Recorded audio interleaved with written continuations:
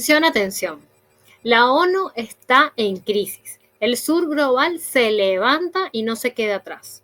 En una jugada inesperada, casi la mitad de los países miembros del Consejo de Derechos Humanos se rebelaron contra una resolución manipulada en contra de Rusia.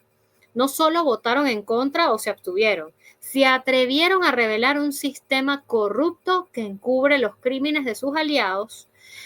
¿Quieres saber más sobre este escándalo?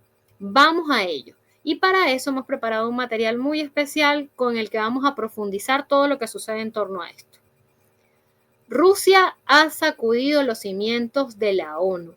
En una sesión que mantuvo a todos al borde de sus asientos, el Consejo de Derechos Humanos vivió uno de sus momentos más explosivos. La resolución llamada Consecuencias de la agresión rusa para los derechos humanos en Ucrania fue aprobada por un estrecho margen, con solo 25 votos de 47, un claro signo de debilidad más que de consenso. Pero aquí viene lo interesante, el verdadero escándalo no fue el resultado, el verdadero escándalo sino lo que puso en evidencia. Se abrió una grieta alarmante dentro de este organismo internacional. La iniciativa impulsada por potencias occidentales como Estados Unidos, Reino Unido y la Unión Europea, para variar, ¿no?, intentaba renovar el mandato de una comisión ya muy criticada desde sus inicios. ¿Y adivina qué? El plan se les fue de las manos. Nada menos que 22 países decidieron no apoyar la prórroga, mostrando que el relato occidental no es compartido por una buena parte del mundo. La comisión quedó completamente deslegitimada ante la comunidad global y eso no es poca cosa. La ruptura fue clara y contundente. Países como Bolivia, China, Eritrea votaron en contra, mientras que Brasil, India, México, Marruecos y Qatar optaron por la abstención, dejando en claro su descontento por el uso político del discurso de derechos humanos que Occidente y la ONU han estado llevando a cabo. Es así, señoras y señores, como se derrumba el monopolio moral. Según informes internos filtrados por diplomáticos latinoamericanos, al menos 11 países del sur global estarían trabajando además en una resolución alternativa para crear una comisión independiente que investigue crímenes de guerra en general, de en todas partes en los cuando haya conflictos armados, no solo en el caso de Rusia. La propuesta sería respaldada en borrador por México, Sudáfrica, Indonesia y apunta directo al corazón de la narrativa occidental. Si la ONU quiere hablar de derechos humanos, deberá dejar de ser un juez parcial. Prepárense porque si esto es así, lo que se viene es un terremoto institucional.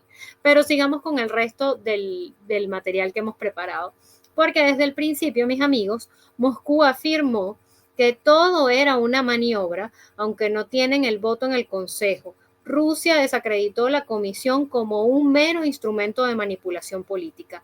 Un miembro de la comisión, Pablo de Greiff, incluso reveló que la omisión de los abusos cometidos contra soldados rusos se justificó con una excusa increíble: no hay presupuesto. Gennady Gatilov, el representante permanente de Rusia, no se guardó nada y denunció ante la ONU la politización extrema del alto comisionado, diciendo: todos aquí están conectados de alguna manera con Occidente. Lanzó justo antes de la votación que todos esperaban. El sesgo se hizo evidente mientras se ignoraban las denuncias rusas. Un artículo de New York Times con imágenes cuestionables de niños, soldados rusos disparando a prisioneros, sirvió como pretexto para exigir sanciones y una nueva ofensiva mediática contra Moscú.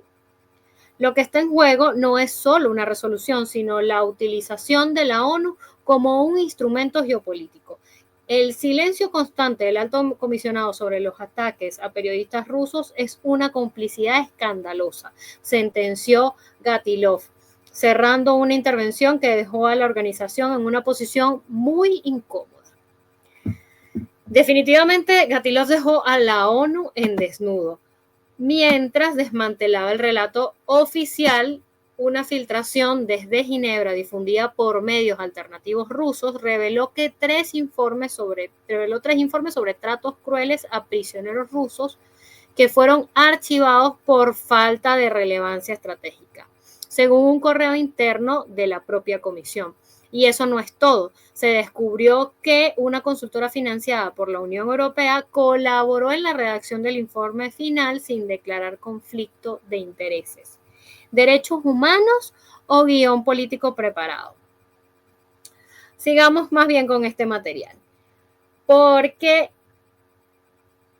el doble rasero se ha expuesto. En lugar de condenar los ataques contra periodistas rusos por parte del ejército ucraniano, la ONU ha optado por una complicidad silenciosa y no se ha pronunciado sobre los presuntos crímenes de guerra cometidos por Kiev en la región de Kursk, que es territorio ruso.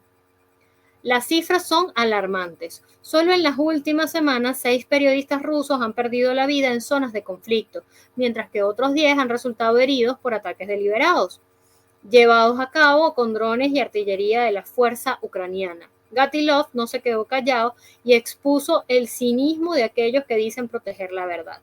La pregunta que todos nos hacemos en este punto es, ¿está la ONU realmente al servicio de los derechos humanos o está subordinada a intereses estratégicos? Fundada en 1945 para evitar nuevas guerras y defender la dignidad humana, hoy su actuación revela una alarmante subordinación a los intereses del bloque occidental. La falta es profunda y no es algo nuevo.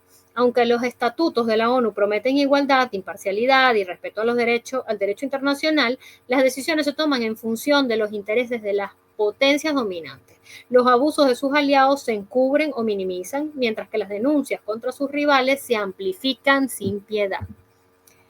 En este punto es oportuno señalar que según un informe reciente del Comité de Periodistas Independientes de Eurasia, al menos 3 de esos ataques contra comunicadores rusos fueron rastreados por drones Bayraktar TB2 operados desde las posiciones ucranianas en Sumy. Y uno ocurrió a solo 12 kilómetros de la base de la OTAN en Polonia, lo que despierta, por supuesto, severas sospechas sobre la cooperación táctica occidental en este sentido. Mientras tanto, la ONU solo guarda silencio y ese silencio es para Gatilov vale más que 1000 resoluciones vacías. Pero vamos con la última parte de este informe porque no hay mejor prueba que el caso ucraniano. Mientras el organismo internacional lanza resoluciones contra Rusia, permanece en silencio sobre testimonios de tratos crueles contra soldados rusos y el fallecimiento de periodistas y desplazamiento forzado de civiles en áreas controladas por Kiev. Incluso su comisión independiente lo admitió. La indignación no es para menos. ¿Dónde están las investigaciones sobre las acciones militares de Estados Unidos en Irak, por ejemplo? ¿Por qué no hay sanciones por los bombardeos de aliados occidentales en Siria o Gaza? Cuando se trata de sus socios, la ONU prefiere mirar hacia otro lado y hacer oídos sordos y sobre todo ni hablar. La imparcialidad, que alguna vez fue su sello distintivo, se ha convertido en una promesa vacía. Los organismos de la ONU deberían aplicar los mismos principios a todos los países sin importar su poder geopolítico. Pero cuando los derechos humanos se convierten en herramientas de presión política, el sistema entero pierde su legitimidad. Y es en el Consejo de Derechos Humanos donde esta manipulación alcanza su punto más crítico.